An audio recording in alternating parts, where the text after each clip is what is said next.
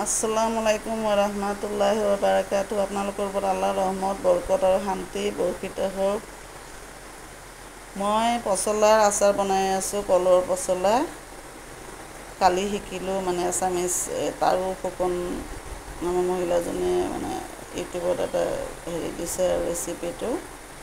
এইটো হেৰি কৰিব লাগে, প্ৰথমতে পচলাটো ভিতৰৰ কোমলীয়া অংশখিনি আপুনি ৰুকনি দি ৰুকি ল'ব।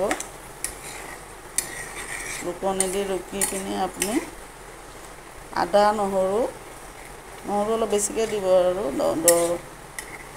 দহটামান দিব। এটা নহৰু কৰি খালি 10টামান নহৰু আৰু আপুনি আদা 2 ইঞ্চিমান দীঘলীয়াকৈ কাটি দিব, নহ'লে থেতলাই দিলেও হ'ব।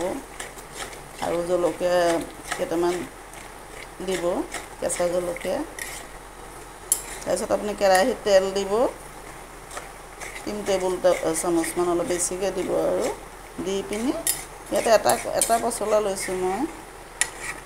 দি পিনি আপুনি তাতে গোটা জিৰা আৰু গোটা সৰিয়হ দিব অলপ তেলত। শুকান জলকীয়া, পাঁচফোৰণ এইবিলাকো দিব পাৰে অলপ। দি পিনি তাৰপিছত আপুনি তাত দিব, নিমখ দিব, হালধি দিব।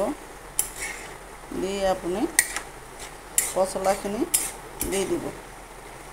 দি আপুনি লৰাই থাকিব, ঢাকি দিব অলপ সময়। তাৰপিছত আপুনি লৰাই পানীটো শুকোৱালৈকে আপোনাৰ লৰাই থাকিব লাগিব।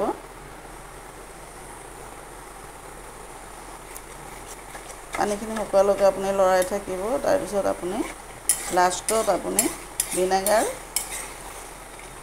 নহ'লে আপুনি কণ বিলাহীও দিব পাৰে, ভিনেগাৰ অলপ দিলেও হ'ব, নহ'লে খৰিকা আপুনি দিব পাৰে, যিটো আপোনাৰ ইচ্ছা আৰু।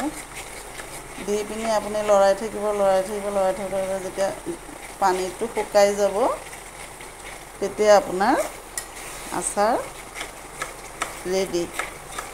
তাৰপিছত আপুনি কাঁচৰ বটলত ধুনীয়াকৈ ঠাণ্ডা হ'লে ঢালি পিনি ওপৰত অলপ কেঁচা তেল দি থ'ব। বনাই খাই চাবচোন কেনেকুৱা লাগে। আজিলৈ আহিলোঁ।